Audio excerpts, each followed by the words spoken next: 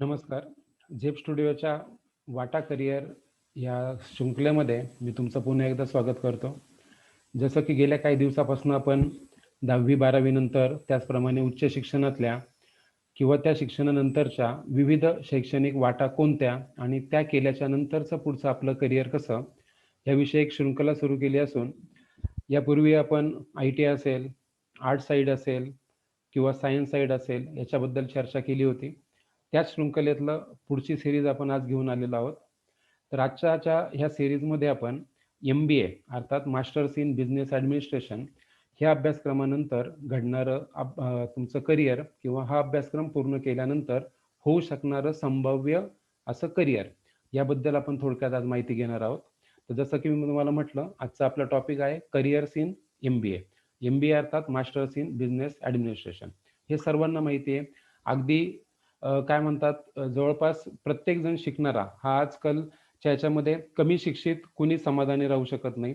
प्रत्येकाला आज असं वाटतं की आपण जास्तीत जास्त शिकावं, उच्च शिक्षित व्हावं आणि मास्टर्स डिग्री मिळावी. मास्टर म्हणजे काय, एखाद्या क्षेत्रातली किंवा कोणत्याही फील्डमधली ती सर्वोत्तम डिग्री मानली जाते, ती म्हणजे मास्टर्स डिग्री.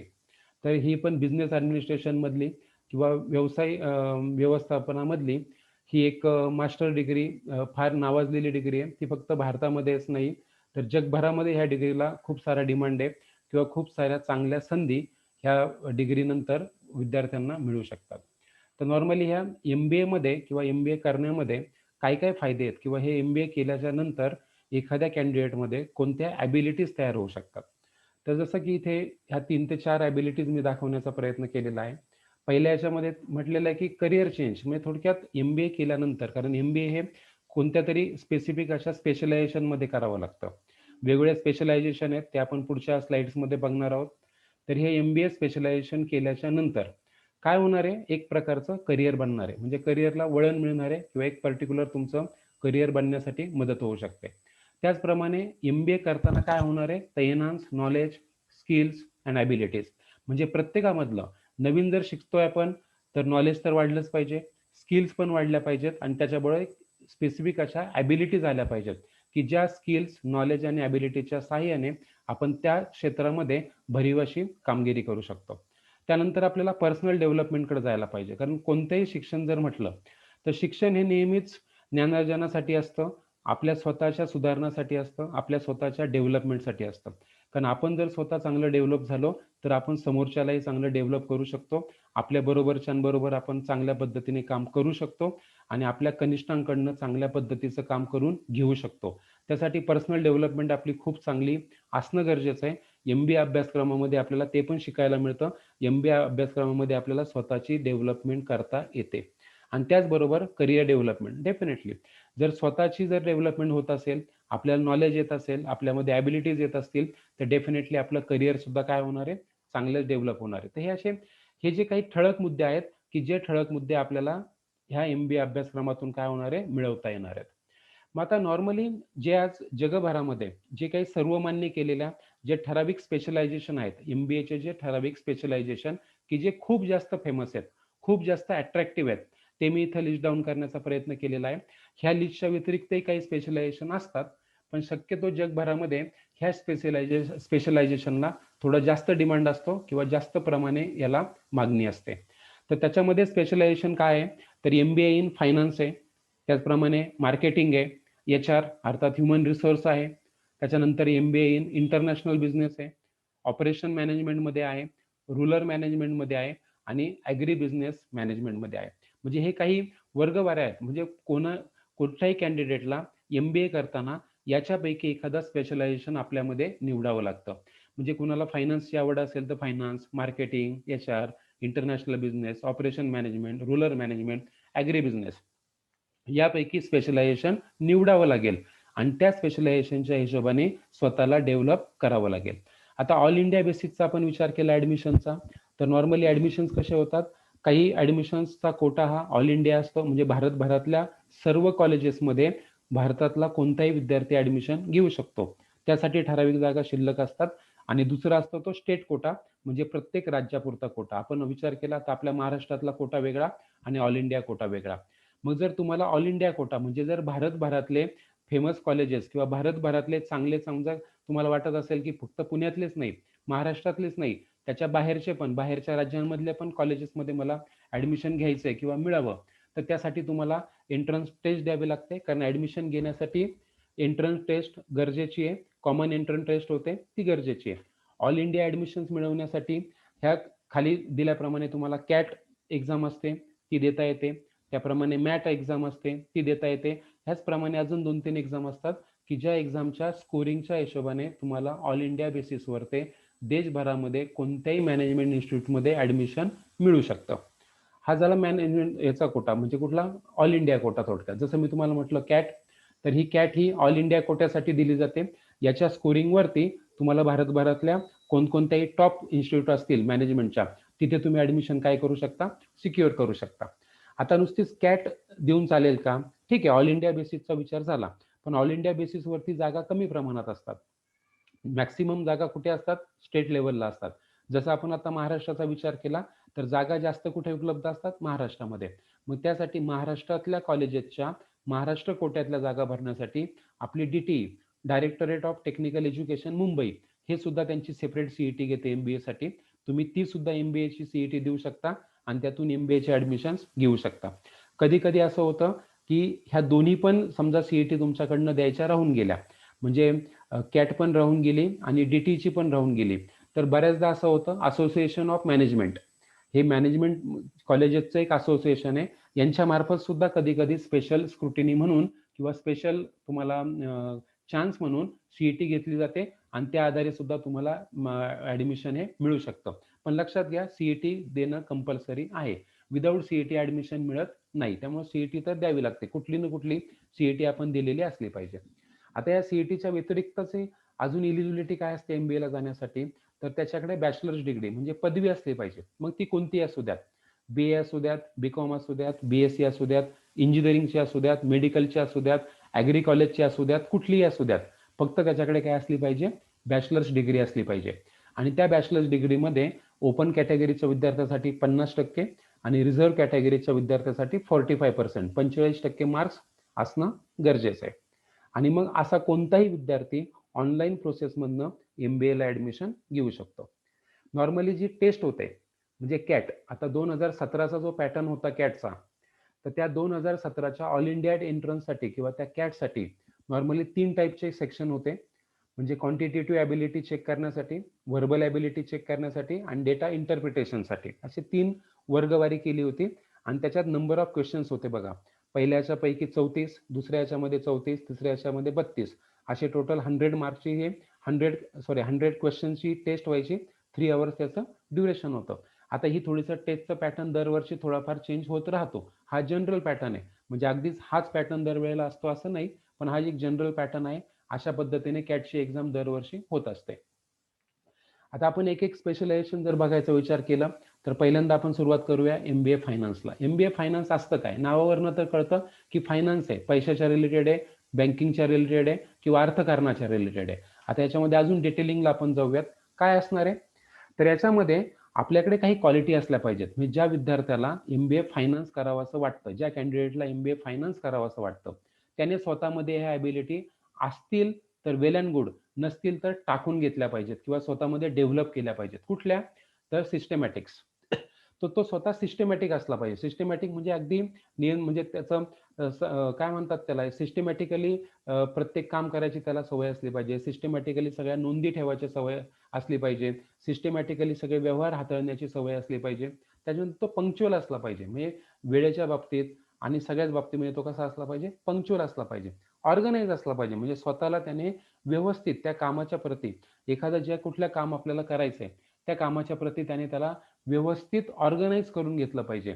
आणि सगळ्यात महत्त्वाचं म्हणजे मनी मॅनेजमेंटमध्ये तो स्ट्रॉंग असला पाहिजे, चांगला असला पाहिजे, त्याला त्याच्यामध्ये इंटरेस्ट असला पाहिजे. कारण MBA फायनान्सचा बेसच हा मनी मॅनेजमेंट आहे. त्यामुळे तो विद्यार्थी, तो कॅन्डिडेट मनी मॅनेजमेंटमध्ये चांगलाच असला पाहिजे. आता जर आपण स्कोपचा विचार केला, MBA फायनान्सचा जर स्कोपचा विचार केला, तर MBA मॅनेजमेंटचा स्कोप आपल्याला कुठे घेऊन जातो, तर कॉर्पोरेट फायनान्सला घेऊन जातो, बजेटिंगला घेऊन जातो, कॉस्टिंगला घेऊन जातो, इंटरनॅशनल फायनान्सला घेऊन जातो, इन्व्हेस्टमेंट अँड सिक्युरिटीजला घेऊन जातो आणि कॅपिटल मॅनेजमेंटच्या वर्किंगला घेऊन जातो. म्हणजे खूप सारं आज बँकिंग आहे बघा. आज जर आपण बाहेर पाहिलं तर ई कॉमर्स आहे, बँकिंग आहे, ई चलन आहे. अशा प्रत्येक ठिकाणी ज्या ज्या ठिकाणी पैशाचे व्यवहार येतात, ज्या ज्या ठिकाणी तुम्हाला पैशाची एकतर पैसे कमवण्याचा विषय येतो किंवा कमवलेला पैसा इन्व्हेस्ट करायचा विषय येतो, अशा प्रत्येक ठिकाणी फायनान्स मॅनेजमेंटची गरज पडते आणि अशा ठिकाणी MBA फायनान्सवाला तुम्हाला हेल्पिंग हँड ठरू शकतो. हे असे वेगवेगळ्या प्रकारे आपण करिअर तुम्ही त्याच्यामध्ये जर विचार केला की वेगवेगळे करिअर कोणकोणते करू शकता, म्हणजे MBA फायनान्स झाल्यानंतर वेगवेगळे करिअर्स कोणते, तर हे साधारणतः काही करिअर्स इथे लिस्ट डाऊन केलेले आहेत बघा. Expert in financial management related areas, म्हणजे कोणताही फायनान्शियल मॅनेजमेंट रिलेटेड कोणताही एरिया असू द्या. म्हणजे अगदी एखाद्या याला 4 रुपये त्याने जे कमवलेले आहेत, तर ते कमवलेले 4 रुपये त्याला कुठेतरी चांगल्या पद्धतीने इन्व्हेस्ट करायचे आहेत, किंवा एखाद्याला काहीतरी मनी जनरेटच करायचा आहे, मार्केटमधनं पैसा जनरेट करायचा आहे आणि बिझनेस चालू करायचा आहे. अशा दोन्ही पण माध्यमांमध्ये एक्सपर्टची गरज पडते. त्याच्यानंतर बँकिंग सेक्टरमध्ये तर आपल्याला माहिती आहे, बँकिंग म्हणजेच थोडक्यात पैसा आहे, तिथे तुमचा MBA फायनान्सवाला लागतो. त्याच्यानंतर इन्शुरन्स इंडस्ट्री आहे, तिथे लागतं. म्युच्युअल फंड्स आहेत, हा शेअर मार्केट आहे, म्युच्युअल फंड्स आहे, स्टॉक एक्सचेंज आहे, फायनान्शियल कन्सल्टिंग आहे. त्याच्यानंतर वेगवेगळ्या रिस्पॉन्सिबिलिटीज घेण्यासाठी, म्हणजे जर एखादे ऑर्गनायझेशन असेल, कुठल्याही प्रायव्हेट कंपन्या असतील किंवा गव्हर्नमेंट सेक्टर्स असतील, अशा ठिकाणी फायनान्स आणि बजेटिंगचं सेपरेट डिपार्टमेंट असतं. तर ते फायनान्स आणि बजेटिंगचं डिपार्टमेंट सांभाळण्यासाठी MBA फायनान्स लोक लागतात. MBA फायनान्स लोक आल्यानंतर काय होतं, तो जो पैसा आहे तिथे त्याचे व्यवहार सुरळीत ठेवले जातात. योग्य ठिकाणी पैसा कसा वापरायचा, किती वापरायचा याचं नियोजन केलं जातं. आणि एकंदरीतच जर पैशाचं मॅनेजमेंट चांगलं झालं तर कोणताही बिझनेस हा चांगल्या पद्धतीने डेव्हलप होतो, चांगल्या पद्धतीने त्यातून नफा मिळतो आणि तो पुढे पुढे म्हणजे काय म्हणतात त्याला, त्याचा हे होत जातो, विस्तार होत जातो, त्याची वाढ होत जाते. तर अशा प्रत्येक ठिकाणी जिथे पैसा मॅटर करते त्या ठिकाणी MBA फायनान्सवाल्या माणसाची काय पडते, गरज हे असतेच असते. आता जे दुसरं आहे तो फार इंटरेस्टिंग आहे, तो म्हणजे MBA मार्केटिंग. अतिशय खूप जास्त स्कोप, म्हणजे सगळ्यात जास्त स्कोप जर कशात असेल तर या मार्केटिंगमध्ये. कारण आज आपण पाहतो मॅन्युफॅक्चरर खूप कमी असतील पण ॲडव्हर्टाईज खूप जास्त करावी लागते, वेगवेगळ्या प्रकारे मार्केटिंग करावं लागतं. जर तुम्ही तुमच्या प्रॉडक्टचं मार्केटिंग केलं नाही तर आज मार्केटमध्ये कस्टमर प्रॉडक्ट विकत घेत नाही. आज आपण पाहतो वेगवेगळ्या पद्धतीने मार्केटिंग केलं जातं. डोअर स्टेपला जाऊन स्वतः जाऊन मार्केटिंग करावं लागतं, न्यूजपेपरमधनं मार्केटिंग करावं लागतं, टेलिव्हिजनमधनं मार्केटिंग करावं लागतं, काही वेगवेगळ्या स्कीम्स लॉन्च करून मार्केटिंग करावं लागतं. मार्केटिंग हे तुमचं ठरवतं की इंडस्ट्री चालणार की नाही, बिझनेस चालणार की नाही. मार्केटिंगवाल्यांनी चांगलं काम केलं तर ऑर्डर येणार, ऑर्डर आल्या तर प्रोडक्शन वाढणार, प्रोडक्शन वाढलं तर कंपनी सुरू राहणार. त्यामुळे मार्केटिंग ही तसं पाहिलं तर इंडस्ट्रीचा बॅकबोन आहे. मग याच्यामध्ये आपण जे पाहतोय तर याच्यामध्ये काही क्वालिटीज आपल्यामध्ये जर असावे की आपण मार्केटिंगला जाऊ शकतो की नाही, आपण मार्केटिंगचं काम करू शकतो की नाही, तर त्याच्यात महत्वाचं काय की तो बोलका असला पाहिजे. म्हणजे जो कॅन्डिडेट मार्केटिंगला जाऊ पाहतो किंवा ज्याला MBA मार्केटिंग करायचंय आणि त्याचा कॅन्डिडेटला जर बोलण्याचाच जर आळस असेल, बोलण्याचाच कंटाळा असेल, लोकांमध्ये जाण्याचा कंटाळा असेल, लोकांना भेटण्याचा कंटाळा असेल, तर अशी लोक मार्केटिंगच्या उपयोगाची नाहीत. आपल्याला बोलण्याचं स्किल पाहिजे, कम्युनिकेशन स्किल पाहिजे, नवीन नवीन लोक जोडण्याचं स्किल पाहिजे, लोकांमध्ये जाण्याचं आपल्याला आवडलं पाहिजे आणि थ्रूआउट म्हणजे आपल्या शब्दांनी, आपल्या कम्युनिकेशननी, आपल्या प्रेझेंटेशननी कस्टमरला आणि सप्लायर लोकांना आपण काय केलं पाहिजे, इम्प्रेस केलं पाहिजे. आणि इम्प्रेस जर आपण करू शकलो तरच काय होणार आहे, जास्तीत जास्त ऑर्डर्स आपण आपल्या कंपनीसाठी, आपल्या ऑर्गनायझेशनसाठी आपण जमा करू शकतो आणि आपलं ऑर्गनायझेशन चांगल्या पद्धतीने पुढे जाऊ शकतं. आता याच्यात जर तुम्ही मार्केटिंगचा जर विचार करत असाल तर मार्केटिंगमध्ये बऱ्याचशा पोस्ट मिळतात बघा. म्हणजे वेगवेगळ्या प्रकारचं मार्केटिंग होतं. आज मग अशी तुम्हाला म्हटल्याप्रमाणे वेगवेगळं मार्केटिंग होतं. मग याच्यामध्ये काही ठिकाणी डिजिटल मार्केटिंग होतं, मग तुम्हाला डिजिटल मार्केटिंगचं हेड होता येईल. काही ठिकाणी प्रॉडक्ट मॅनेजर, म्हणजे एखादा पर्टिक्युलर प्रॉडक्टचं फक्त मार्केटिंग करायचंय तर प्रॉडक्ट मॅनेजर होऊ शकता. एखाद्या ठिकाणी मीडियाचंच तुम्हाला मार्केटिंग करायचं, मीडिया आहे आज बघा, वेगवेगळे न्यूज चॅनल आहेत, वेगवेगळे न्यूज पेपर आहेत, वेगवेगळे डिजिटल प्लॅटफॉर्म आहेत, त्यांचे सुद्धा स्वतःचे मार्केटिंग स्वतःला करावे लागतात. तर ते मीडिया प्लॅनर होऊ शकतं की वेगवेगळ्या प्रकारे तुम्ही वेगवेगळ्या ऑर्गनायझेशनचं फक्त ॲडव्हर्टाइजमेंट कसे कराल, वेगवेगळ्या कंपन्यांना त्यांचे ॲडव्हर्टाइजमेंट कसे करून द्याल. मग त्याच्यात कोचिंग क्लासेस असतील, कॉलेजेस असतील, काही कंपन्या असतील, अजून काही रोजगार निर्मितीचे क्षेत्र असतील, अशा सगळ्याचं तुम्ही कॉन्ट्रॅक्ट घेऊन त्याचं मार्केटिंग करून देऊ शकता. सेल्स मॅनेजर बनू शकता, म्हणजे पर्टिक्युलर एखाद्या कंपनीमध्ये एखादा जो काही प्रॉडक्ट बनतो त्या प्रॉडक्टचं मार्केटिंग करण्यासाठी सेल्स मॅनेजरची गरज पडते. एखाद्या ठिकाणी तुम्ही ब्रँड मॅनेजर होऊ शकता, म्हणजे तुमची जर ॲबिलिटी खूप चांगली असेल तर तुम्ही एखाद्याचे ब्रँड अँबॅसेडर सारखे ब्रँड मॅनेजर होऊ शकता, आणि तो ब्रँड म्हणजे तुम्ही आणि तुम्ही म्हणजे तो ब्रँड, अशा पद्धतीने त्याला पुढे डेव्हलप करू शकता.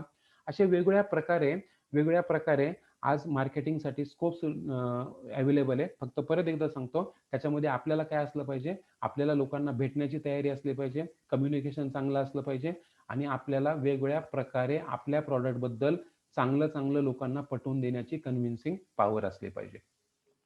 आता यानंतर पुढचं जे आहे ते MBA HR किंवा ह्युमन रिसोर्स, हे अजून एक बॅकबोन आहे बघा.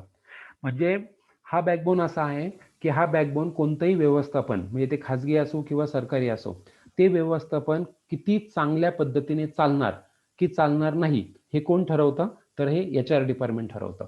कारण का, तर ह्या ह्युमन रिसोर्स डिपार्टमेंट थ्रू त्या ऑर्गनायझेशनसाठी लागणारे, त्या कंपनीसाठी लागणारे, त्या कामासाठी लागणारे वेगवेगळ्या प्रकारची मॅनपॉवर डेव्हलप करण्याची आणि रिक्रूट करण्याची जबाबदारी असते. म्हणजे एखाद्या कंपनीमध्ये एखाद्या पर्टिक्युलर काम करण्यासाठी पर्टिक्युलर प्रकारचा ऑपरेटर पाहिजे असेल, मग तो ऑपरेटर मार्केटमधून शोधणं, त्याचा इंटरव्ह्यू घेणं, त्याच्यामध्ये ते स्किल्स आहेत की नाही ते तपासणं, तो कंपनीमध्ये आल्यानंतर त्याला परत गरजेचं असं ट्रेनिंग देऊन तो प्रत्यक्ष कामाच्या ठिकाणी पाठवणं, हे सगळं काम कोण करतं, HR डिपार्टमेंट करतं. आणि नुसतं तेवढं करत नाही, तर तो ज्या वेळेला ड्युरिंग कामाच्या वेळेला पण त्याचे जे बाकीचे प्रॉब्लेम्स आहेत, म्हणजे तो वेळेवरती कामावर येतो की नाही, त्याच्या सुट्ट्या घेण्याचं प्रमाण किती आहे, त्याचं पेमेंट वेळेत मिळतं की नाही, बाकीचे त्याचे जे काही राईट्स असतील ते त्याला मिळतात की नाही, हे सगळं बघण्याचं काम कोणाचं असतं, ह्युमन रिसोर्सचं. त्यामुळे ह्युमन रिसोर्स हे तसं पाहिलं तर खूप इंटरेस्टिंग फील्ड आहे. म्हणजे जर खरंच तुम्ही इंटरेस्टनी जर ह्या ह्युमन रिसोर्समध्ये गेलात तर तुम्ही कंपनीचे अगदी मेन पर्सन बनू शकता. कारण तुम्ही त्या ऑर्गनायझेशनसाठी, एखाद्या कंपनीसाठी मॅनपॉवर हायर करणं, म्हणजे बाहेरनं लोक इंटरव्ह्यू करून घेऊन येणं आणि आपल्या ऑर्गनायझेशनला ते देणं, आणि मग ऑर्गनायझेशननी त्या लोकांच्या साह्याने आपली कंपनी पुढे चालवणं आणि विस्तार पावणं, हे फार महत्वाचं आहे. त्यामुळे ह्युमन रिसोर्स डिपार्टमेंट हे खूप इम्पॉर्टंट डिपार्टमेंट हे कोणत्याही ऑर्गनायझेशनमध्ये समजलं जातं. आणि म्हणूनच इथे MBA HR करून गेलेले कॅन्डिडेट सुद्धा खूप टॅलेंटेड, पंक्च्युअल आणि जे स्वतःचे सेल्फ कॉन्फिडंट आहेत, अशाच कॅन्डिडेटला ह्युमन रिसोर्स डिपार्टमेंटमध्ये काय केलं जातं, प्लेस करून घेतलं जातं, सो दॅट ते जर स्वतः पंक्च्युअल आणि चांगले रिस्पॉन्सिबल असतील तर ते परत पुढचे तसेच प्रकारचे कॅन्डिडेट घेऊन येतील आणि ऑर्गनायझेशनला चांगली मॅनपॉवर उपलब्ध करून देतील. आता याच्यामध्ये काय होतं, म्हणजे नॉर्मली याच्यामध्ये आपल्याला काय असावं लागतं, तर सगळ्यात महत्त्वाचं म्हणजे आपल्याला लोक ओळखता आली पाहिजेत. लोक ओळखल्यानंतर त्यांच्याबद्दल बॉन्डिंग बनवता आली पाहिजे, म्हणजे लोकांबद्दल ह्युमन रिलेशन्स डेव्हलप करण्याचं स्किल आपल्यामध्ये असलं पाहिजे. कारण त्याचं नावच ह्युमन रिसोर्स आहे. हे रिसोर्सेस जे आपण शोधून आणतो तर ते आणले फक्त आणि कंपनीच्या हवाली केले, इथे काम संपत नाही. पुढे पण थ्रूआउट काळ जोपर्यंत ते आपल्याबरोबर काम करतात तोपर्यंत त्यांच्याबरोबर आपल्याला ह्युमन रिलेशन्स टिकून ठेवावे लागतील, त्यांच्याबरोबर चांगल्या बॉन्डिंगने राहावं लागेल, तरच कामं चांगली होतील आणि हेल्दी वातावरणामध्ये तुमची कंपनी पुढे जाईल. त्यानंतर वेगवेगळ्या प्रकारच्या पॉलिसीज आणि प्रोसिजर्स बनवावे लागतात, म्हणजे कंपनीचे वेगवेगळे नियम, कामगारांसाठी नियम कोणते, ऑफिसर्स लोकांसाठी नियम कोणते, कुणी जर कोणता नियम मोडला तर त्याला काय पनिशमेंट होईल, किंवा एखाद्याने खूप चांगलं काम केलं तर त्याला काय ॲप्रिसिएशन मिळेल, असे पॉलिसीज आणि प्रोसिजर असतात, त्या आपल्याला बनवावे लागतात. आणि त्या नुसत्या बनवून कागदावरती ठेवावं लागत नाही, तर त्याचं थ्रूआउट काळामध्ये काय करावं लागतं, असेसमेंट करावं लागतं आणि परफॉर्मन्स प्रमाणे एम्प्लॉईजला त्याचा न्याय द्यावा लागतो.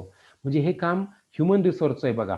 म्हणजे 3 प्रकारे ह्युमन रिसोर्सचं काम आहे. एक म्हणजे पाहिजे ती मॅनपॉवरचं इंटरव्ह्यू घेऊन ती कंपनीला देणं, ते कंपनीत आल्यानंतर त्यांच्यासाठी काहीतरी रूल्स आणि रेग्युलेशन बनवलं आणि ते रूल्स आणि रेग्युलेशन त्यांना फॉलो करण्यासाठी कन्व्हिन्स करणं, त्यांना भाग पाडणं, आणि त्याच्यानंतर जाऊन त्यांचे जे काही राईट्स असतील त्याप्रमाणे त्यांना त्यांचे राईट्स मिळवून देण्यासाठी त्यांची वर्षभरामधल्या असेसमेंट प्रमाणे कुणाचं ॲप्रिसिएशन असेल तर ॲप्रिसिएशन करणं, कुणाचं काही इन्क्रीमेंट असेल तर इन्क्रीमेंट करणं, त्यांना वेळेमध्ये वेजेस देणं, त्यांना काही इन्सेंटिव्ह देणं, ही सगळी कामं महत्त्वाची कुणाला करावी लागतात, ह्युमन रिसोर्स डिपार्टमेंटला. तर ह्युमन रिसोर्स डिपार्टमेंट ॲक्च्युअली हे हेल्पिंग हँड म्हटलं जातं. म्हणजे हे कोणत्याही प्रोडक्शन सेंटरचं किंवा प्रोडक्शन ऑर्गनायझेशनचं हे सगळ्यात महत्त्वाचं हेल्पिंग हँड आहे. त्याच्यामध्ये काय काय येतं, तर अकाउंटिंग येतं, त्याच्यानंतर बिझनेस अनालिसिस येतं, त्याच्यानंतर इकॉनॉमिक्स येतं, फायनान्स मॅनेजमेंट येतं, ऑर्गनायझेशनल डेव्हलपमेंट येते आणि मार्केटिंग येते. म्हणजे ही जी बाकीचे सगळे डिपार्टमेंट आहेत यांचं हे काय आहे, हेल्पिंग हँड आहे. कारण HR डिपार्टमेंट ह्या सगळ्यांचा हेल्पिंग हँड आहे. काय हेल्पिंग हँड आहे? कारण मगाशी पण मी म्हटलं, ह्या सगळ्या डिपार्टमेंटला लागणारी मॅनपॉवर देण्याचं काम कोण करतं? HR डिपार्टमेंट करतं. म्हणजे अकाउंटिंग डिपार्टमेंटला माणूस पाहिजे असेल, त्याची रिक्रुटमेंट कोण करतं? HR department. त्याच्यानंतर इकॉनॉमिक्सला पाहिजे, रिक्रुटमेंट कोण करणार? HR करणार. आणि म्हणून HR हा सगळ्यात महत्त्वाचा हेल्पिंग हँड हा टोटल ऑर्गनायझेशनचा किंवा वेगवेगळ्या डिपार्टमेंटचा हेल्पिंग हँड असतो.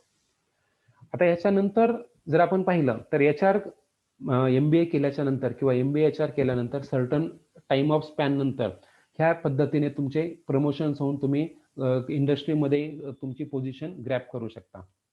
म्हणजे सगळ्यात सुरुवातीला तुम्ही टीम मेंबर म्हणून जॉईन व्हाल, त्याच्यानंतर टीम लीडर बनाल, काही वर्षानंतर असिस्टंट HR मॅनेजर बनाल, काही दिवसांनी रिजनल HR मॅनेजर बनाल, काही दिवसांनी सिनियर HR मॅनेजर बनाल, काही दिवसांनी डायरेक्टर HR व्हाल, काही दिवसांनी चीफ ऑफिसर व्हाल. अशा पद्धतीचे वेगळ्या पद्धतीचं तुम्हाला लॅडरनी वरती जाता येईल. आता काही ऑर्गनायझेशनमध्ये ह्या पोस्टची नावं वेगवेगळी सुद्धा असू शकतील, पण कामाचं स्वरूप बदलत नाही. कामाचं स्वरूप तेच राहतं. पोस्टचं नाव जरी बदललं तरी तुम्हाला पुढे वरती जाऊन एक दिवस तुम्ही, जर तुमची कंपनी एका देशापुरती असेल तर तुम्ही कंट्री हेड होऊ शकता. जर तुमची कंपनी एखाद्या किंवा ऑल वर्ल्ड मध्ये असेल तर तुम्ही सगळे मिळून तुम्ही काय करू शकता, त्याचे हेड बनू शकता. तर अशी अपॉर्च्युनिटी याच्यामध्ये उपलब्ध असते. आता पुढचं जो आपलं स्पेशलायझेशन आहे ते आहे MBA इंटरनॅशनल बिझनेस. बघा नावामध्येच दडलेलं आहे इंटरनॅशनल बिझनेस. आज बिझनेस हा फक्त सिटी पुरता किंवा जिल्ह्यापुरता किंवा महाराष्ट्रापुरता किंवा भारतापुरता राहिलेला नाहीये. बिझनेस हा इंटरनॅशनल झालेला आहे. मग तो शेती बिझनेस असू द्यात किंवा कुठला औद्योगिक बिझनेस असू द्यात, तो इंटरनॅशनल बिझनेस आहे. आणि मग ह्या इंटरनॅशनल बिझनेसच्या रिलेटेड जर तुमचं MBAचं स्पेशलायझेशन असेल तर तुम्हाला त्याच्याच रिलेटेड करिअर काय करता येईल, चांगलं डेव्हलप करता येईल किंवा पुढे नेता येईल.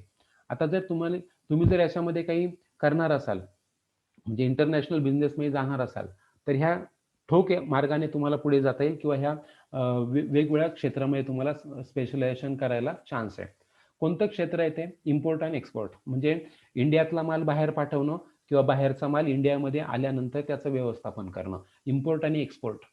त्यानंतर foreign exchange management. Foreign exchange म्हणजे परत एकदा तेच, 2 देशांमध्ये, 4 देशांमध्ये, 6 देशांमध्ये जी काही देवाणघेवाण होते वस्तूंची, त्याचं एक्सचेंजचं मॅनेजमेंट तुम्ही करू शकता. त्यानंतर इंटरनॅशनल फायनान्स तुम्ही सांभाळू शकता, कारण वेगवेगळ्या देशांची करन्सी वेगळी असते, वेगवेगळ्या देशांमध्ये म्हणजे फायनान्सचे व्यवहार करण्याची प्रोसेस वेगळी असते. तर तुम्ही त्याच्यासाठी हेल्पिंग हँड देऊ शकता. इंटरनॅशनल मार्केटिंग करू शकता. म्हणजे इंडियामध्ये एखादा प्रॉडक्ट बनलाय तर नॉट नेसेसरी की तो भारतात बनलेला प्रॉडक्ट भारतातच विकला गेला पाहिजे, तो तुम्हाला परदेशात सुद्धा विकता आला पाहिजे. मग त्यासाठी तुम्हाला तुमचं मार्केटिंग स्किल वापरून फॉरेनला जावं लागेल, तिथे 2-3 ट्रिप कराव्या लागतील, तिथे तुमचा कस्टमर डेव्हलप करावा लागेल आणि तुमचा प्रॉडक्ट तुम्हाला तिथे विकता येईल. त्याचप्रमाणे इंटरनॅशनल लॉजिस्टिक्स आहेत, म्हणजे देवाणघेवाण, वस्तूंची देवाणघेवाण, इकडनं तिकडं वाहतूक करणं, भारतातनं बाहेरच्या देशांमध्ये किंवा बाहेरच्या देशांमधून भारतामध्ये जी काही तुमचा आदान प्रदान होते, त्याचं लॉजिस्टिक्स आपण ज्याला म्हणतो, तर ते इंटरनॅशनल लॉजिस्टिक्समध्ये तुम्हाला करिअर करता येईल.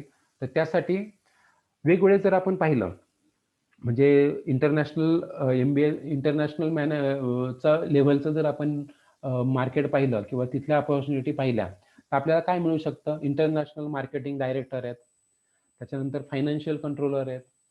हे जर खालपासून आपण बघितलं तर बघा, इंटरनॅशनल फॉरेन पॉलिसी ॲडव्हायझर म्हणजे सल्लागार फक्त. त्यानंतर international trade and custom manager, त्यानंतर बिझनेस डेव्हलपमेंट डायरेक्टर, त्यानंतर मल्टीनॅशनल मॅनेजर, फायनान्शियल कंट्रोलर आणि इंटरनॅशनल मार्केटिंग डायरेक्टर्स, असे वेगवेगळ्या प्रकारे नॉट नेसेसरी की आता हे ज्या पोस्ट मी इथे लिहिल्या आहेत हे तुम्हाला MBA झाल्या मिळतात अशातला प्रकार नाही.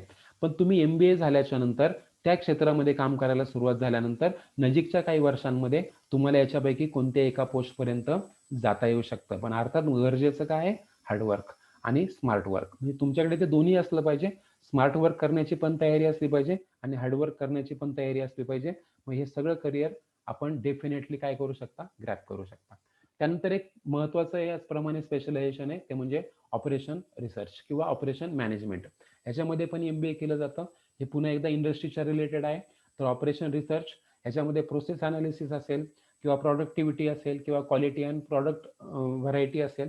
जसं मी म्हटलं मॅन्युफॅक्चरिंग रिलेटेड हे MBA स्पेशलायझेशन आहे. ज्याला खरंच कोर इंजिनिअरिंग सारखं हे करायचं आवड असते. इंजिनियर लोक जसं टेक्निकल वर्क करतात तशा पद्धतीने जो इंजिनिअरिंग नाही केलं पण MBA करून सुद्धा मला थोडं टेक्निकलच काम करायचंय, मला त्या इंडस्ट्रीच्या रिलेटेड काम करायचंय, त्यांच्यासाठी MBA ऑपरेशन हे खूप चांगला ऑप्शन आहे. याच्यामध्ये तुम्हाला कंपनीमध्ये प्रत्यक्ष काम करावं लागतं. तुझं ज्या ठिकाणी मॅन्युफॅक्चरिंग होतं तिथला शॉप फ्लोअर सांभाळावा लागतो. त्या शॉप फ्लोअरचं मॅनेजमेंट करावं लागतं. तिथे पुन्हा एकदा जे काही मॅनपॉवर असोसिएट झालेले त्यांच्याकडनं चांगल्या पद्धतीने असोसिएटेड वर्क डन करून घ्यावं लागतं. ते आहे तुमचं MBA इन ऑपरेशन मॅनेजमेंट.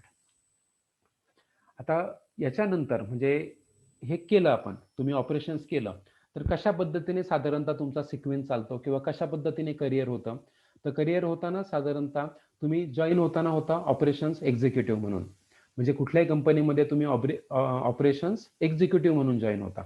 त्यानंतरचं पुढचं प्रमोशन होऊ शकतं तुमचं असिस्टंट मॅनेजर, त्यानंतर डेप्युटी मॅनेजर, त्यानंतर एरिया ऑपरेशन मॅनेजर, त्यानंतर ऑपरेशन्स मॅनेजर, त्यानंतर प्लांट मॅनेजर, त्यानंतर general operations manager, manufacturing and consulting manager, अशा वेगवेगळ्या प्रकारे तुम्ही पोस्टिंग तुमचं होऊ शकतं.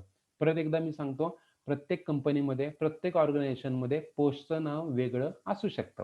म्हणजे नॉट नेसेसरी की इथे जे लिहिलंय ह्याच नावाचं तुम्हाला पोस्टिंग होईल असं नाही, पण शक्यतो एका इंडस्ट्रीमध्ये MBA होऊन गेल्यानंतर तुम्ही पुढच्या काळामध्ये 5 ते 6 प्रमोशन्स घेऊन टॉप मॅनेजर बनू शकता. त्यासाठी स्कोप आहे.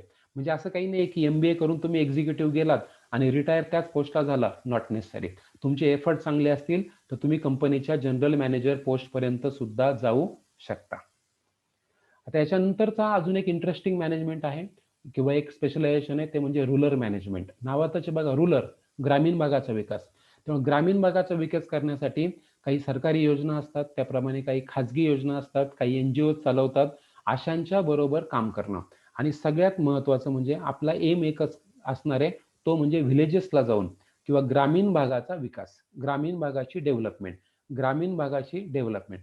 मग ज्या लोकांना खरंच ग्रामीण भागाच्या डेव्हलपमेंटमध्ये इंटरेस्ट आहे, काही NGO बरोबर काम करायची आवड आहे, काही गव्हर्नमेंट सेक्टर बरोबर काम करायची आवड आहे, काही प्रायव्हेट सेक्टर बरोबर काम करायची आवड आहे, पण डोक्यामध्ये विचार कोणता, रूरल एरियाची डेव्हलपमेंट.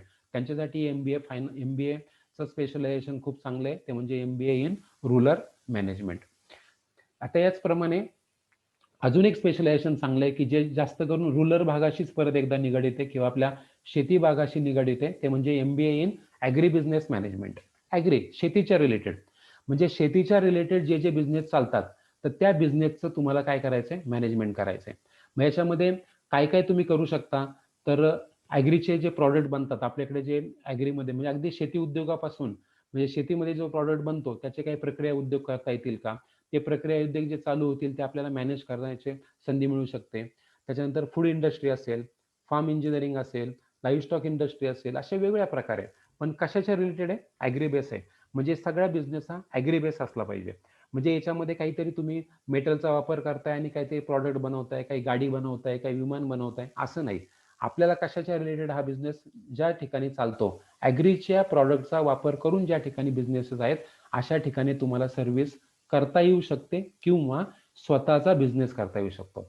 लक्षात घ्या, हे जे आपण MBA बद्दल जे काही चर्चा करतोय, तर डेफिनेटली एक गोष्ट पक्की आहे की नुसतं MBAने नोकरी करणं हाच ऑप्शन नाहीये. तर MBAने अजून एक ऑप्शन आहे, तो म्हणजे स्वतःची एखादी कन्सल्टन्सी फर्म काढणं आणि त्या कन्सल्टन्सी फर्मच्या अंडर लोकांना बिझनेस सेटअप करून देणं, लोकांना छोटे छोटे बिझनेस किंवा ते हे काय करून देणं, सेटअप करून देणं त्याचं, आणि ते कसे त्यांनी चालवावे याच्याबद्दल त्यांना प्रशिक्षण देणं. ह्या पद्धतीने सुद्धा MBA झालेले कॅन्डिडेट काम करू शकतात. नॉट नेसेसरी की MBA झालेल्या प्रत्येकाला नोकरीच केली पाहिजे. तो स्वतःची काय करू शकतो, कन्सल्टन्सी सुद्धा काढू शकतो. तर नॉर्मली आपण ह्या स्लाइडच्या द्वारे आज आता इथे याचा प्रयत्न केला की हे कसं करता येईल, म्हणजे MBA झाल्याच्या नंतर काय काय करिअर करता येतील हे मी सांगण्याचा प्रयत्न केला. तर असेच इथून पुढेही काही जर नवीन नवीन काही इन्फॉर्मेशन तुम्हाला पाहिजे असेल तर झेप स्टुडिओशी तुम्ही संपर्कात राहा. आजचा व्हिडिओ तुम्ही नक्कीच लाईक करा, शेअर करा आणि याचा नक्कीच फायदा तुम्ही घ्या आणि दुसऱ्यालाही घ्या. तर पुन्हा एकदा तुम्हाला तुमच्या सगळ्या भावी आयुष्याबद्दल शुभेच चिंतितो आणि थांबतो. धन्यवाद.